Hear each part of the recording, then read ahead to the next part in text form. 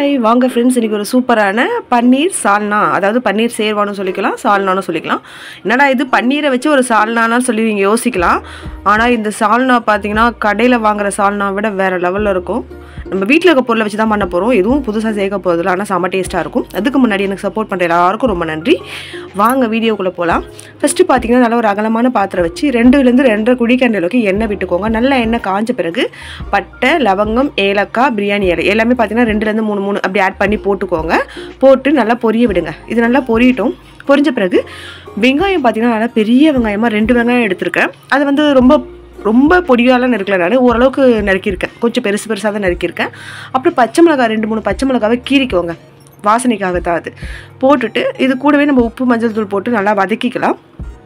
கல் உப்புலாம் போட்டிங்கன்னா கொஞ்சம் டக்குன்னு வதங்கி வந்துடும். அதுக்காக தான் நான் உப்பு போட்டு நல்லா வதக்கிக்கிறேன். ரொம்ப உப்பு போடலங்க. இப்போதைக்கு நான் ஒரு ஸ்பூன் அளவுக்கு உப்பு போட்டிருக்கேன். அப்புறமா நம்ம எல்லாம் மசாலா ஆட் பண்ண சொல்ல வேணா இன்னும் கொஞ்சம் உப்பு கூட போட்டுக்கலாம். நல்லா வெங்காயம் வதங்கி வந்த பிறகு நம்ம தக்காளி ஆட் பண்ண போகிறோம். தக்காளியும் பார்த்தீங்கன்னாக்கா பெரிய தக்காளி 2 தக்காளி எடுத்துருக்கேன். அதுவும் ரொம்ப பொடியெல்லாம் கட் பண்ணல, ஓரளவுக்கு சைஸாக கட் பண்ணி போட்டாச்சு. இது நல்லா மிக்ஸ் பண்ணி விட்டுட்டு நீங்கள் மூடி வச்சிட்டிங்கன்னா ஒரு 5 நிமிஷம் கழிச்சு ஓப்பன் பண்ணால் நம்மளுக்கு தக்காளி நல்லா சூப்பராக வதங்கி வந்துடும்.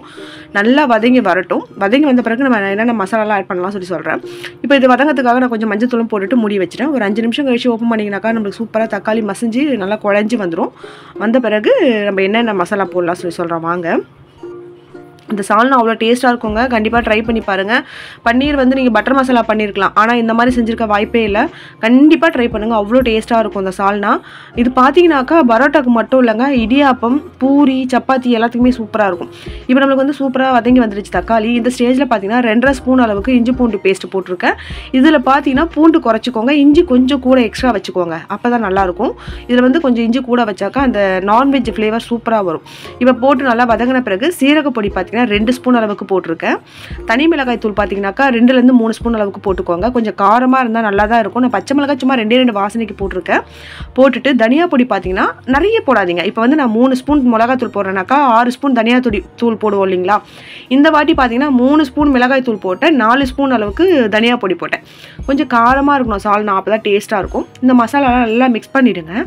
நல்லா மிக்ஸ் பண்ணிவிட்டு இதுக்கு தேவையான அளவுக்கு தண்ணியை விட்டு நல்லா கொதிக்க விட போகிறோம். நான் வந்து ஒரு 1.5 சொம்பு அளவுக்கு தண்ணி விட்டுட்டு நல்லா மிக்ஸ் பண்ணி ஒரு தட்டு போட்டு மூடி வச்சுருங்க. இது நல்லா கொதிக்கட்டும். இந்த பக்கம் பார்த்தீங்கன்னாக்கா நான் மிக்சியில் வந்து தேங்காய் வந்து ஒரு 4 பத்து அளவுக்கு தேங்காய் எடுத்திருக்கேன். தேங்காய் எடுத்து நல்லா பொடியாக கட் பண்ணி மிக்சியில் போட்டு வச்சுருக்கேன். ஒரு 1 ஹவருக்கு முன்னாடியே பார்த்தீங்கன்னா கசகசா ஒரு 2 ஸ்பூனும் ஒரு 10 பல்லு அளவுக்கு முந்திரியோ எடுத்து போட்டு நான் ஊற வச்சுருக்கேன்.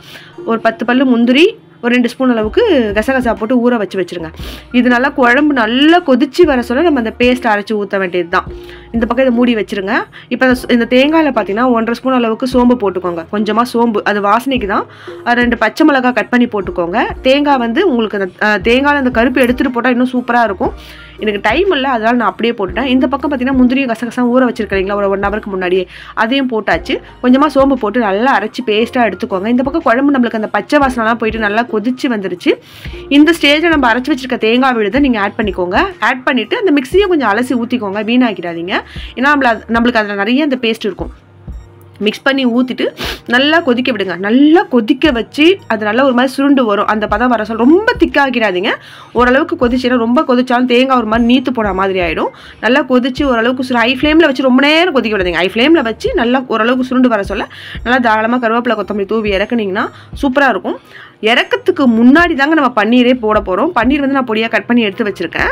இது வந்து ஹோம்மேட் பன்னீர் தான், அதனால் நம்மளுக்கு பயப்படாமல் தைரியமாக நிறையவே சேர்த்துக்கலாம். இங்கே நம்ம வீட்டு பக்கத்தில் பார்த்தீங்கன்னா தெரிஞ்ச அண்ணா மாடு வச்சுருக்காங்க. அவங்க பன்னீர் கேட்டாக்கா அவங்களே ரெடி பண்ணி கொடுத்துருவாங்க. நம்மளுக்கு ரொம்ப சாஃப்டாகவும் இருக்கும், சூப்பராகவும் இருக்கும். அவ்வளோதான். எனக்கு குழம்பெல்லாம் ரெடியான பிறகு நான் பன்னீரெல்லாம் கட் பண்ணி வச்சுருந்தேன் இல்லைங்களா, அதை வந்து நான் ஆட் பண்ணிவிட்டு கொத்தமல்லி கருவேப்பிலை தூவிட்டு ஒரே ஒரு கொதி விட்டுட்டு இறக்கிட்டேன். சூப்பரான தண்ணி சால்னா எனக்கு தயாராகிடுச்சு. இது வந்து சுட சுட பரோட்டாக்கு வச்சு சாப்பிட சொல்ல அவ்வளோ டேஸ்ட்டாக இருந்தது. கண்டிப்பாக நீங்கள் ட்ரை பண்ணி பாருங்கள். எப்பயுமே நம்ம வெஜிடபிள்ஸ் போட்டு இல்லை ஆட்டுக்கால் போட்டு இந்த மாதிரி தான் நம்ம சால்னா வச்சு பார்த்துருக்கோம். பன்னீரில் சால்னா பார்த்ததில்ல இல்லைங்களா. இந்த சால்னாவை நீங்கள் ட்ரை பண்ணி பார்த்துட்டு உங்களுக்கு எப்படி வந்து சொல்லி எனக்கு கமெண்ட் பண்ணுங்கள். நான் ஃபஸ்ட் டைம் ட்ரை பண்ணேன், ஆனால் ரொம்பவே டேஸ்ட்டாகவும் இருந்தது. பரோட்டாவுக்கும் ரொம்பவே பெஸ்ட்டு காம்பினேஷனாக இருந்தது. மறுநாள் இந்த குழம்பு இட்லி தோசைக்கும் ரொம்ப நல்லா தாங்க இருந்தது. சூடு பண்ணி சாப்பிட்டோம், நல்லா தான் இருந்தது. நீங்கள் ஒன் டைம் ட்ரை பண்ணுங்கள். ட்ரை பண்ணிவிட்டு கமெண்ட் பண்ணுங்கள் எனக்கு. என்னோடய வீடியோஸ் பிடிச்சிருந்ததுன்னா மறக்காமல் லைக் பண்ணுங்கள், ஷேர் பண்ணுங்கள், சப்ஸ்கிரைப் பண்ணுங்கள். சப்போர்ட் பண்ணுற எல்லாருக்கும் ரொம்ப ரொம்ப ரொம்ப ரொம்ப நன்றி. நான் மறுநாள் கூட பார்த்தீங்கன்னாக்கா ஃப்ரிட்ஜிலலாம் எடுத்து வைக்கலங்க. ஏன்னா நைட்டு தான் வச்சு சாப்பிட்டுட்டு மீதி குழம்பு அப்படியே மூடி கேஸ் மேலே வச்சுட்டு மறுநாள் எழுந்து சூடு பண்ணி தோசை இட்லிக்கு சாப்பிட்டோம். அவ்வளோ டேஸ்ட்டு. இந்த குழம்பு கொதிக்க சொல்ல வாசனை பார்த்தீங்கன்னா வீடே அவ்வளோ வாசனையாக இருந்தது. ஏன்னா நம்ம பட்டை, லவங்கம் எல்லா மசாலாவும் ஆட் பண்ணியிருக்கோம் இல்லைங்களா, அவ்வளோ செம்ம வாசனையாக இருந்தது.